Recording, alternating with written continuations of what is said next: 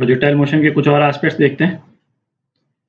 अपन ने एक पार्टिकल को यहाँ से प्रोजेक्ट कर दिया इनिशियल वेलोसिटी u से, और ये एंगल जो है वो हॉरिजॉन्टल से थीटा बना रहा है, ठीक है। तो ये जो पाथ फॉलो कर रहा है ये वाला पार्टिकल, इसको क्या बोलते हैं, ट्रैजेक्टरी। तो इस पाथ का जो हर पॉइंट होगा उसका एक x कोऑर्डिनेट होगा, एक y कोऑर्डिनेट होगा, ठीक है। तो हमको क्या पता करना है, y coordinate as a function of x। तो अब x एक्सिस के अलॉन्ग जो इसका मोशन है वो क्या हो जाएगा, x is equal to u cos theta into time, ठीक है। अच्छा, y एक्सिस के अलॉन्ग जो इसका मोशन है, मतलब इस पार्टिकल की हाइट, अलग अलग टाइम पे जो इसकी हाइट होगी, तो वेलोसिटी का y कंपोनेंट क्या है, u sin थीटा, ठीक है। तो हम लिख सकते हैं y is equal to u t minus half a t square. तो u sin theta t minus g/2 into t square, ठीक है। तो अब ये जो दो इक्वेशंस आ गई, इसमें से यदि हम टाइम को एलिमिनेट कर दें तो हमारे पास में ये आ जाएगा y as a function of x, ठीक है, जो हमको निकालना है।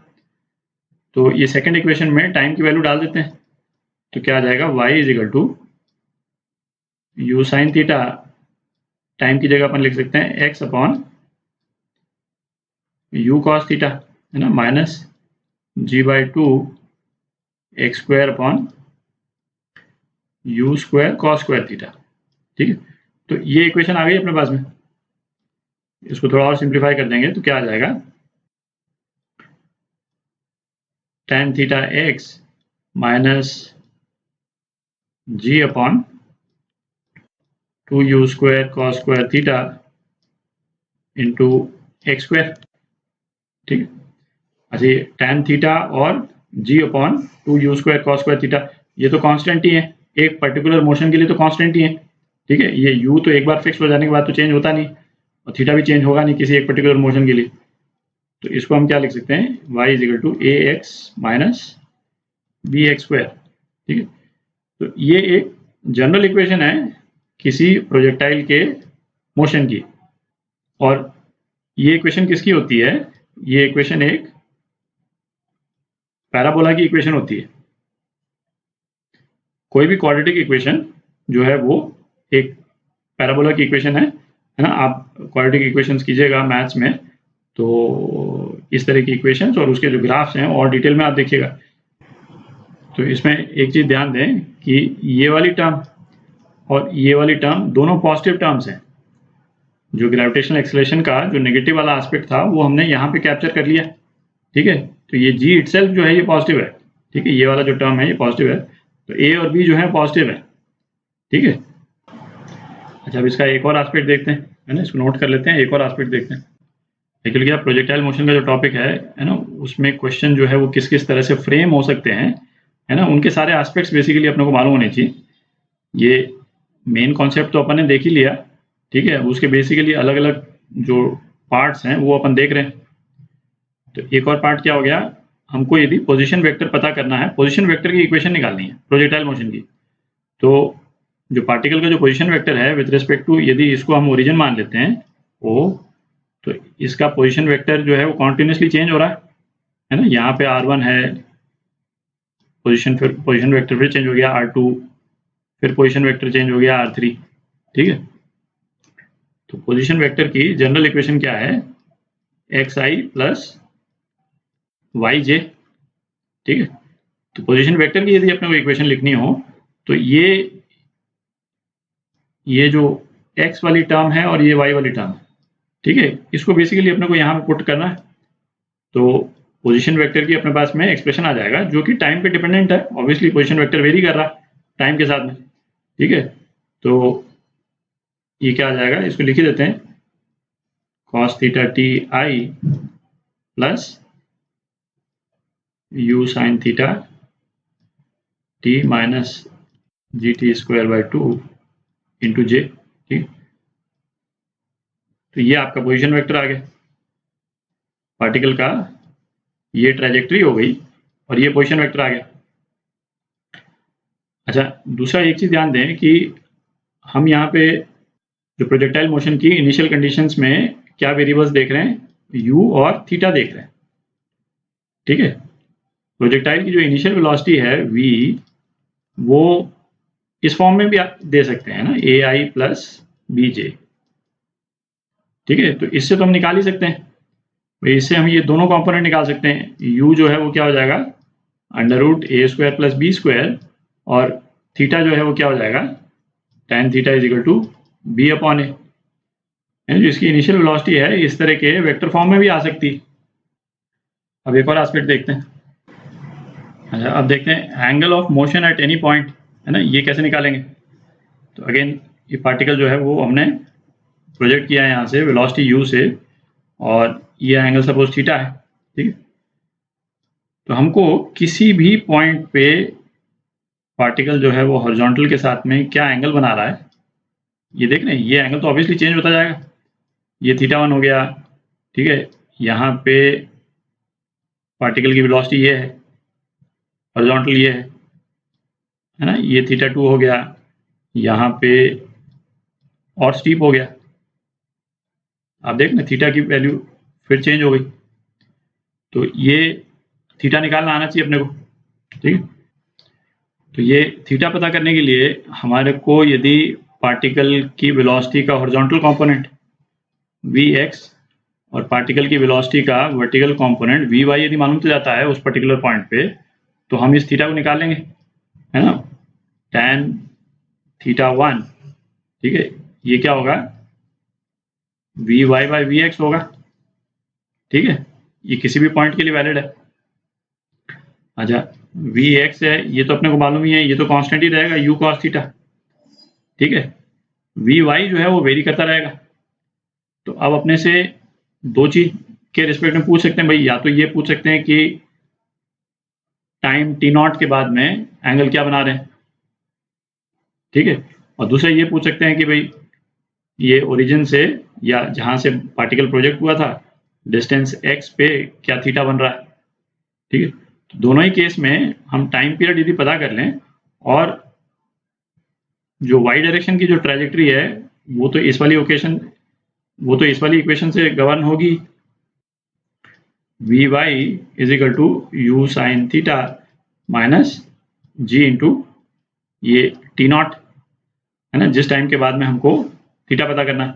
या तो टाइम दिया हुआ होगा तब तो t0 ही हो गया, और टाइम की जगह यदि x दिया हुआ है तो x से t0 निकालने के लिए हम u cos थीटा को यूज कर सकते हैं। ठीक है, t0 क्या हो जाएगा उस केस में, x upon u cos theta. फिर हमने t0 निकाल लिया, उसके बाद में हम vy निकाल सकते हैं, और ये एंगल निकल जाएगा। आप किसी भी पॉइंट का एंगल निकाल सकते हैं। अच्छा, दूसरा क्या है, जैसे इस क्वेश्चन को इस तरह से भी फ्रेम कर सकते हैं कि हाइट h पे क्या एंगल बन रहा है। ठीक है, हाइट h पे क्या एंगल बन रहा है, तो हाइट h पे एक्चुअली दो एंगल बन जाएंगे भाई, एक तो पार्टिकल जब ऊपर जा रहा है तब, और एक जो पार्टिकल नीचे आ रहा है तब, और दोनों एंगल इक्वल होंगे मैग्नीट्यूड में, एक पॉजिटिव होगा एक नेगेटिव होगा। क्यों, क्योंकि वर्टिकल डायरेक्शन में ये ऊपर के डायरेक्शन में जो वेलोसिटी होगी किसी पर्टिकुलर पॉइंट पे, जब पार्टिकल वापस लौटेगा तो सेम वेलोसिटी होगी नीचे के डायरेक्शन में। तो हाइट h यदि दे रखा है तो u sin theta t minus half a into t square, है ना, ये अपन यूज कर सकते हैं। इसमें बेसिकली दो टाइम पीरियड्स आएंगे अपने पास में, है ना, t1 और t2 मैं बोल देता हूँ। तो ये ध्यान रहे कि दोनों टाइम पीरियड्स वैलिड है।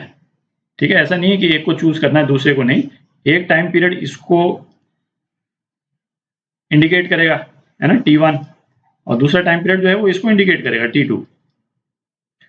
अच्छा, अब क्या है एक्चुअली, क्या जब जैसे क्वेश्चंस वगैरह जो फ्रेम होंगे वो या तो इस तरह से फ्रेम हो जाए कि भाई सीधा एंगल ही पूछ ले, और या फिर उस तरह से फ्रेम हो सकते हैं कि जैसे मैं ये थोड़ा सा पोर्शन में मिटा देता हूँ, फिर करते हैं।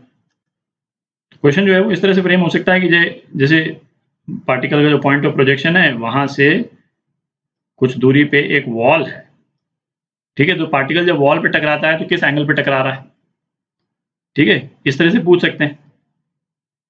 तो ये जो x वाला डिस्टेंस ले करके आप टाइम निकाल करके और उसके बाद में जो है वो एंगल निकाल सकते हैं। दोनों कंपोनेंट निकालने हैं बेसिकली आपको, वेलोसिटी के दोनों कंपोनेंट निकालने हैं, ठीक है। या फिर जैसे इस तरह से भी फ्रेम कर सकते हैं कि भाई कुछ दूर पे कोई पर्टिकुलर बिल्डिंग है, बिल्डिंग की हाइट दे रखी है अपने को, ठीक है, और ये पार्टिकल जो है बिल्डिंग के ऊपर जाके गिर रहा है, तो पार्टिकल बिल्डिंग के ऊपर गिर रहा है तो ये वाला एंगल क्या है, ठीक है, तो ये वाला एंगल वही है जो ये वाला एंगल है। तो इस हाइट को यूज करके हम टाइम पीरियड निकाल करके उसके बाद में वेलोसिटीज के दोनों कंपोनेंट निकाल करके हम कर सकते हैं इसको, ठीक है। अच्छा, एक इम्प्लीकेशन और देखते हैं।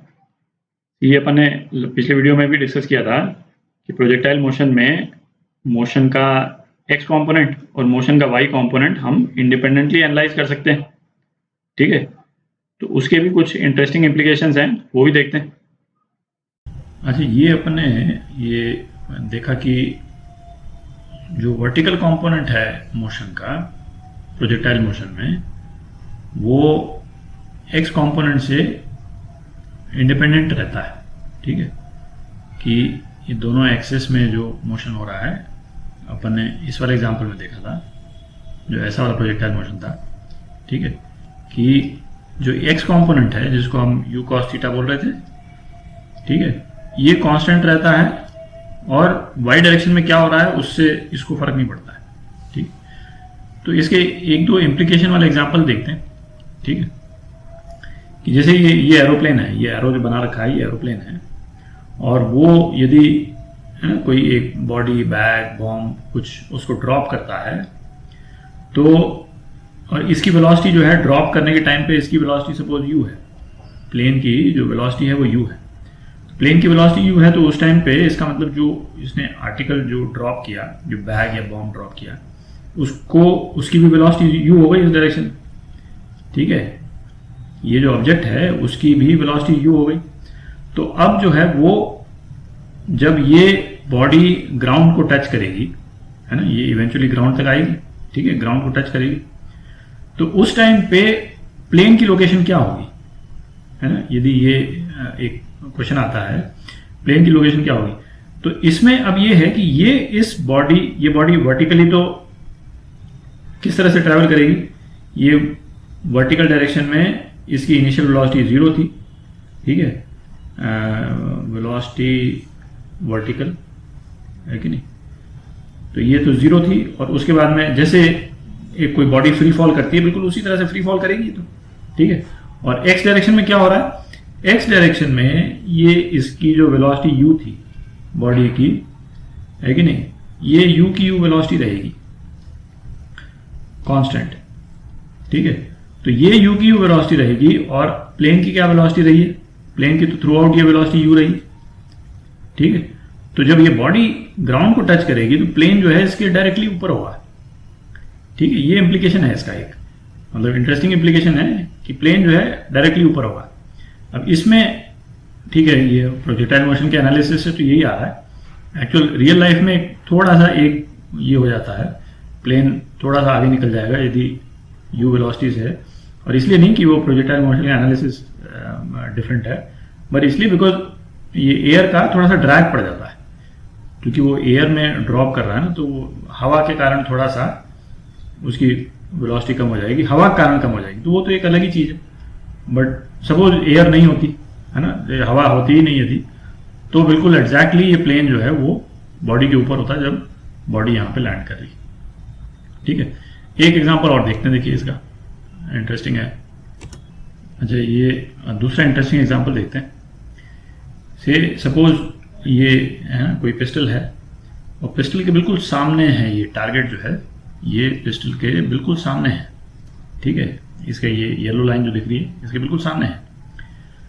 अच्छा, जिस टाइम पे ये पिस्टल फायर करती है ना, बुलेट फायर करती है, उसी टाइम, अच्छा तो ये बुलेट यदि टारगेट बहुत दूर है, मतलब से सपोज 1 किलोमीटर दूर है और पिस्टल का है उतना रेंज वहां पहुंचाने लायक, तो बुलेट तो छोड़ते ही गिरने लगेगी, तो टारगेट पे तो नहीं जाएगी, नीचे कहीं जाएगी, इसीलिए है ना लॉन्ग रेंज फायर करते हैं तो थोड़ा सा ऊपर करते हैं, ठीक है, थोड़ा सा टारगेट के ऊपर करते हैं ताकि वो टारगेट पे जाके लगे, ये है ना, वो शार्प शूटर्स वगैरह ये सब अपना ये सब देखते हैं।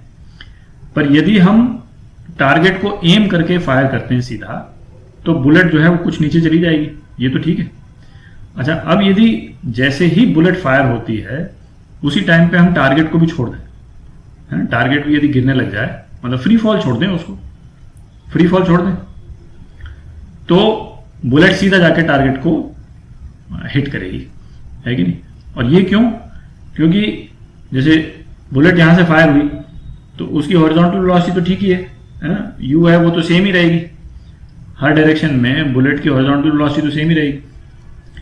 अब बुलेट की जो वर्टिकल वेलोसिटी जो है, ये फ्री फॉल ड्रॉप हो रहा है, बुलेट का वर्टिकल वेलोसिटी जो है कि नहीं, ये फ्री फॉल ड्रॉप हो रहा है, ये और टारगेट भी उसी रेट से फॉल कर रहा है, टारगेट भी जो है वो उसी रेट से फॉल कर रहा है। तो जितना टारगेट नीचे गिरेगा बुलेट भी उतनी ही गिरेगी, ठीक है। तो अब यहां पहुंचने पर बुलेट सपोज यहां तक गिरती है तो टारगेट उसको यहां मिल जाएगा, ठीक है। यदि टारगेट और पीछे है तो बुलेट हो सकता है कि मतलब टारगेट तक पहुंचने, सपोज टारगेट यहां है, शुरू में टारगेट यहां था, ठीक है, और बुलेट जो है वो बुलेट को इस लाइन तक पहुंचना है, बुलेट को इस लाइन तक पहुंचना है, ये लाइन दिख रही, इस लाइन तक पहुंचना। तो सपोज बुलेट यहां तक गिर जाए, ठीक है, तो बुलेट यहां तक गिरेगी तो टारगेट भी जो है वो यहां तक गिर जाएगा बाय दैट टाइम। तो बुलेट जो है वो टारगेट को हिट कर देगी। यदि टारगेट उसी टाइम पे, जिस टाइम पे बुलेट फायर हुई उसी टाइम पे टारगेट भी गिरने लग जाता है, ठीक है, फ्री फॉल, और वो इसलिए है क्योंकि जितना बुलेट फॉल करेगी वर्टिकल डायरेक्शन में उतना ही टारगेट भी गिर जाएगा, तो ये सीधा हिट कर देगी। और ये मतलब ये कई तरह से आप देख सकते हैं, यदि है कि नहीं, यदि आपका यदि ये है, ये गन है और टारगेट यदि यहाँ है, ठीक है, और हमने ऐसे फायर किया और जिस टाइम पे हमने फायर किया उसी टाइम पे टारगेट भी गिर गया, तो वो सेम चीज़ है, सेम चीज़। तो आपका है ना, वो ऐसे करके जाएगी बुलेट और टारगेट जो है वो सीधा उसको हिट करेगा। तो ये एक इम्प्लीकेशन है। ये जो वर्टिकल कंपोनेंट है बेसिकली इसका मोशन का, वो हॉरिजॉन्टल कंपोनेंट से अफेक्ट नहीं होता है, ठीक है।